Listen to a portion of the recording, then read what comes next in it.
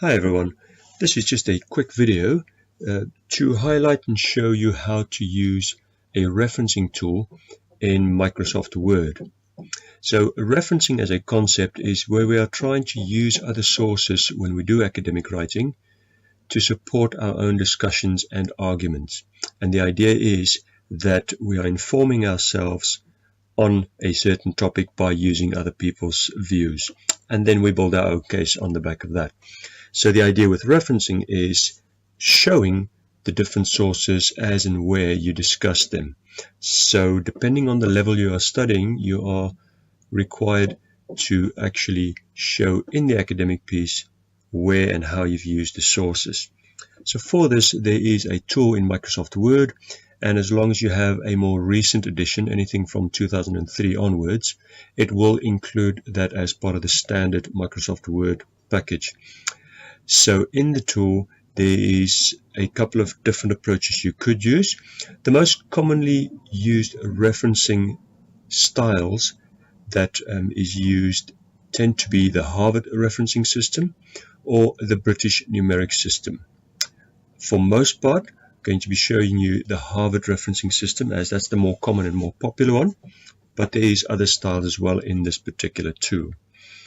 So the idea with this tool is that it saves you quite a lot of time, but it also means that you keep a standardized approach to how you do the referencing, as people tend to mix up the different styles quite often. So the idea is you go and find your Word document, you create a new Word document, and then you are going to start writing up your discussions and your arguments. And for example, I would like to talk about the weather, and I believe the sky is normally green, so the skies are green on Tuesdays. Oops, there we go. That's a bit of a silly statement to make, so I want to make sure that people understand that this is not my view. This is something that someone else has come up with, and I'm just using their words to try and make a point. So once you have written up your discussions, your arguments, your case, you go to the tabs on the top, and there's a tab called References, and when you click on that, it brings up a whole bunch of options, and what you're looking for is the section that says Citations and Bibliography. So this gives you the option to now insert the actual sources into your actual work. So you will see there is an option to choose the style, and my machine have automatically by default gone to Harvard, but if you click on that drop down box, it will give you a whole bunch of different options. It's important at this point to note that you have to check with the establishment that you are studying with, whether that's a college, university, private provider, in what their preference is. So for most part, most establishments would be happy with Harvard, but every institution have a slightly different take on this, so you must make sure you check with them if they have a particular preference. If not, it's safe to say that the Harvard system will be suffice. So once I've written up a particular piece of information and I want to support this, I can then go Insert Citation. So this is where I include the actual source. When I click on that, it gives me Add a New Source or a New Placeholder. So I want to add a new source. I click on this and it will then open up a block that I can fill in. So in this particular block, it then gives you an option of different sources. So a source is where I found the information from. So that could be a website, it could be a book, it could be an article, it could be a video. And you then go and select the most appropriate section. So there's a book there, there's journal articles. If it is a video, let's say it's a YouTube clip, you'll probably put it under film. But remember, you are trying to reference the actual source. So it's not YouTube, it will be the actual author of the actual video. So let's just start with one of the most common ones, a book. And you will notice when I select the options, the blocks that you fill in will change. So if you can notice, this is now set for journal. If I go and click on book, it's changed my options. At which point I then put in the author, and it will give you an indication of how to do that on the bottom in what they refer to as the example bar. So let's say it is Jackson, and the title is Green Skies because it's a book that person wrote. You then add the year, and all of this information in a book can normally be found in one of the first 2 or 3 pages. the city where this was published. So let's say that was in Oxford. Publisher, and all of this information is normally in the book. And if there's been more than one edition, then you will also include the edition. At which point I can click OK, and you will see now it has included the actual author in the Harvard style. I can then carry on with my discussion and say other statements from other people. So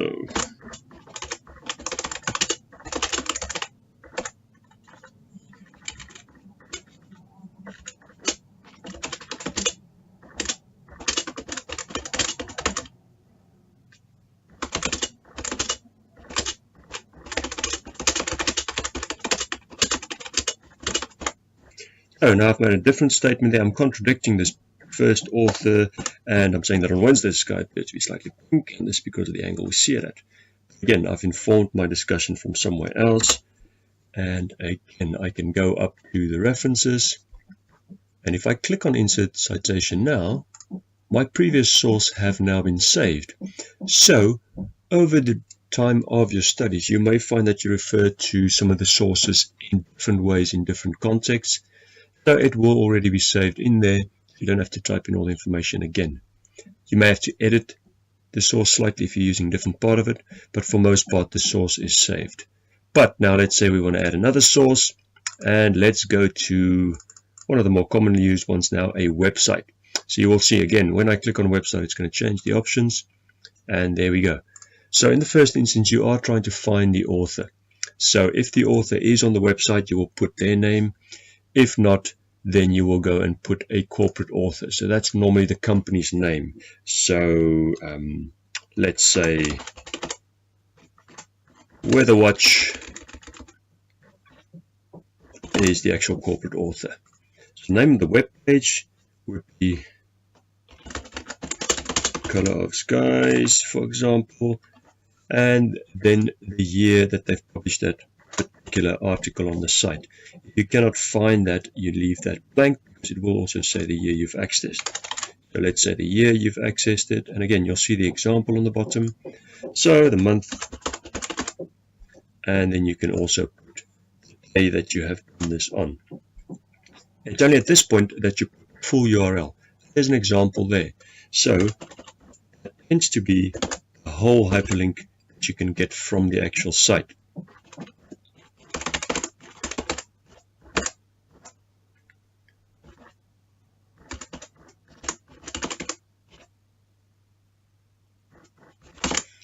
Let's say it's something like that, and make sure you input this correctly, because otherwise it comes up wrong at the end. And when I click OK, it will then reference that particular source as well. And as you go through the discussions and arguments, you keep adding your sources, and you'll see if I click on Insert Citation now, I've got both of those sources in there. And another way you can introduce a source is by starting with saying according to, and then I want to add the source. So let's say I'm looking at a journal article now. I'm going to change that journal article, and that person is who can that be? Johnson, and the title is Weather and Perception, perhaps. The journal name is Weather Patterns. Again, you put the year. Now, with a journal, quite often the article takes up a couple of pages, so it's not the whole article itself, or the whole journal itself. It's a piece within a journal, and therefore you will put page numbers. If the journal comes out in volumes, you will also include the volume, and if it comes in issues, then issue number as well. At which point I say OK, and there we go. So according to Johnson, all views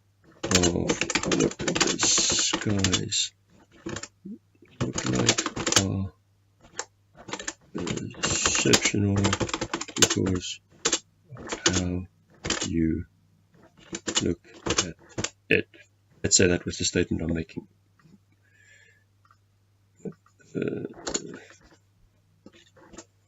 Exceptional. Oh, maybe that's not a word. Okay, there we go.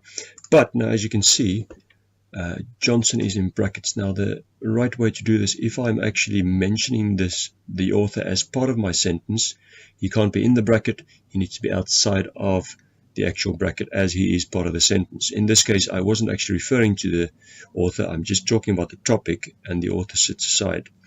So in this case, you can click on the actual author, and then there's an option to edit the citation or convert the citation to static text, in which case I convert the citation.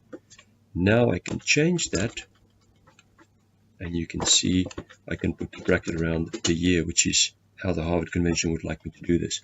Now I am saying according to this author, I'm including the author in the discussion, and I'm just putting the year separately. So after you've written a couple of hundred words, a couple of pages, your essay, your report that you've done, you then have to go and do what we refer to as a bibliography or a list of references. Now again, depending on the author, the source establishment that you are using, so depending on the college, the university, or the provider that you are using, they will dictate whether you need to include a bibliography, a list of references, citations, or a combination of these. Generally, the bibliography refers to everything that you have referred to, but also everything you have read, but you haven't included it. A list of references tend to be things that have been mentioned in the actual piece. Bibliography is everything, even if you haven't actually used it in the discussion, everything that have informed your discussion. So when we get to the end of the report, you then go to a separate page, and on this separate page you will then create a bibliography. Now traditionally you would have had to go and capture all of those different sources and then record them into your bibliography. Now the standard Harvard bibliography would be alphabetical. You don't have to break it down into books and journals and so on, although again that depends on your establishment, so you have to check with them. But if it's just a standard bibliography, when you get to the end, you click on the option that says bibliography, and that will bring up a couple of options. So this is where you check with your establishment in terms of what option they would like: a list of references, works cited, or a bibliography. Like I said, bibliography covers everything, so we click there, and there we go. So that will put it into the basic Harvard system for you, and there is your bibliography for this particular piece of work. So of course, if you've just done 15,000 words, you've done a research project that's taken quite a bit of time, then you will have pages and pages of sources. That is all then created for you just at the click of a button. But now what if I want to add another source? So if I go back up and I carry on my writing, I can then say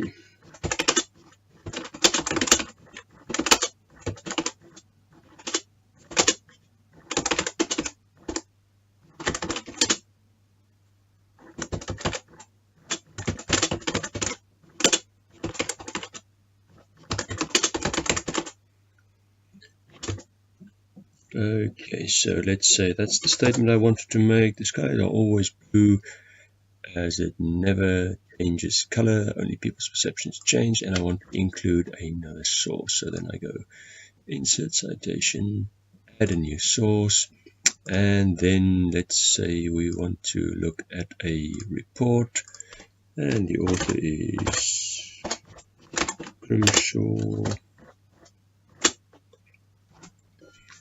and the title is Blue Skies, and here it was published, and the publisher is